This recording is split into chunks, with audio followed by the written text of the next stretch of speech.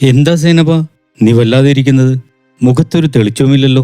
എന്തു പറയാനാ ഹംസക്ക, പ്രശ്നങ്ങൾ ഒന്നിനു പിറകെ ഒന്നായി വരികയല്ലേ.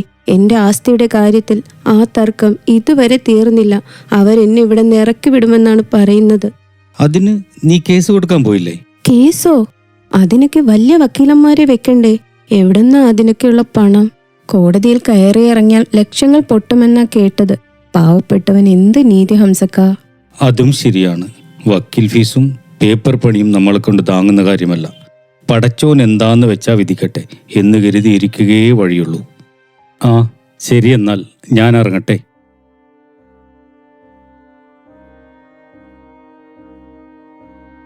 അസ്സലാമലൈക്കും ഹംസക്ക. വാലൈക്കും അസ്സലാം.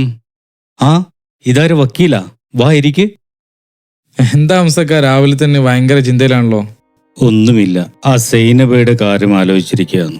പാവത്തിന് കോടതിയിൽ പോകാൻ പണമില്ലാത്തതുകൊണ്ട് കിടപ്പാടം പോകുന്ന അവസ്ഥയാണ്. പണമില്ലാത്തതുകൊണ്ട് നീതി കിട്ടാതിരിക്കില്ലെന്ന് ഹംസക്കാരാ പറഞ്ഞേ.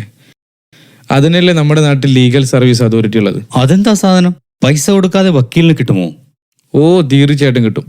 1987 ലീഗൽ സർവീസ് അതോറിറ്റി ആക്ട് പ്രകാരം അർഹരായ ആളുകൾക്ക് വക്കീലിന്റെ സേവനവും കോടതി ചെലവുകൾ വരെ സർക്കാർ സൗജന്യമായിട്ട് നൽകും.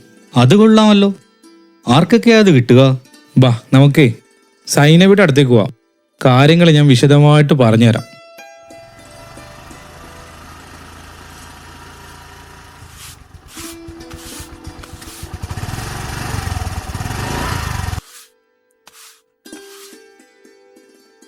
ആ പുതിയൊരാള് കൂടെ ഉണ്ടല്ലോ. ആരാ ഹംസക്ക? ഇതെന്റെ സുഹൃത്ത് വക്കീൽ. നീ വാ, പറയാം.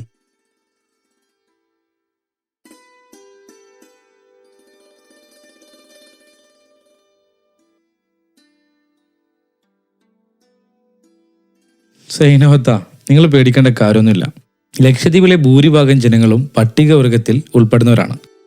നിയമപ്രകാരം സ്ത്രീകൾക്കും കുട്ടികൾക്കും പട്ടികജാതി പട്ടികവർഗക്കാർക്കും വരുമാന പരിധി നോക്കാതെ തന്നെ സൗജന്യ നിയമസഹായത്തിന് അർഹതയുണ്ട്.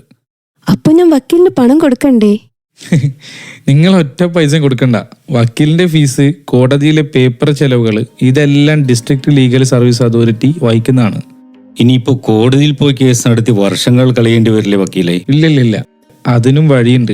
ലോക അദാലത്ത്, അതായത് കോടതിയിൽ കെട്ടിക്കിടക്കുന്ന കേസുകളോ കോടതിയിൽ എത്തുന്നതിന് മുമ്പുള്ള തർക്കങ്ങളോ ഇരുപക്ഷവും തമ്മിൽ സംസാരിച്ച് ഒത്തുതീർപ്പിലൂടെ പരിഹരിക്കാനുള്ള സംവിധാനമാണിത്. ഇവിടെ ജയിക്കുന്നവനും തോൽക്കുന്നവനും ഒന്നുമില്ല. രണ്ടു കൂട്ടരും യോജിപ്പിലെത്തുകയാണ് ചെയ്യുക. സത്യമായിട്ടും? എങ്കിൽ ഞാൻ എന്താ ചെയ്യേണ്ടതെന്ന് ഒന്ന് പറഞ്ഞതാ. നിങ്ങൾ വേറെ ഒന്നും ചെയ്യണ്ട. കവരത്തിയിലോ മറ്റ് ദ്വീപുകളിലുള്ള ലീഗൽ സർവീസ് കമ്മിറ്റിയുടെ ഓഫീസിൽ ഒരു വെള്ള കടലാസിൽ പരാതി എഴുതി നൽകിയാൽ മതി. ബാക്കി കാര്യങ്ങളെല്ലാം അവർ നോക്കിക്കോളും. എന്തായാലും ഞങ്ങൾ ഇറങ്ങട്ടെ. ഇതൊന്നും പറയാൻ വേണ്ടിട്ട് വന്നതാ. ചായ? പിന്നൊരിക്കലാവാം.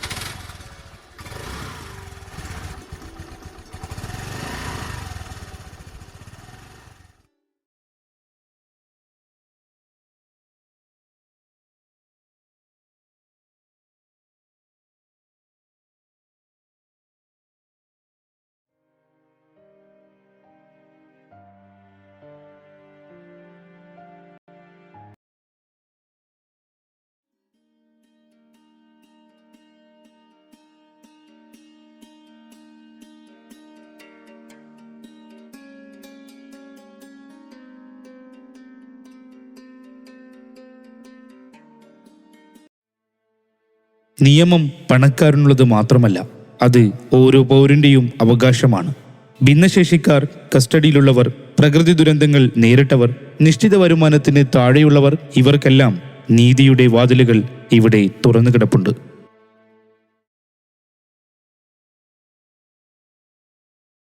ഹംസക്ക, ലോകദാലത്തിൽ വെച്ച് എൻ്റെ ആ പ്രശ്നം തീർന്നു കിട്ടി. എനിക്കെൻ്റെ അവകാശവും കിട്ടി. ആരും ആരോടും പകയില്ലാതെ സമാധാനമായി പിരിഞ്ഞു. സന്തോഷമായി സൈനബ. അറിവില്ലായ്മയാണ് ഏറ്റവും വലിയ ഇരുട്ട്. നമ്മുടെ ദ്വീപിൽ ഇങ്ങനെയൊരു സംവിധാനമുള്ളപ്പോൾ ആരും നീതി കിട്ടാതെ വിഷമിക്കരുത്.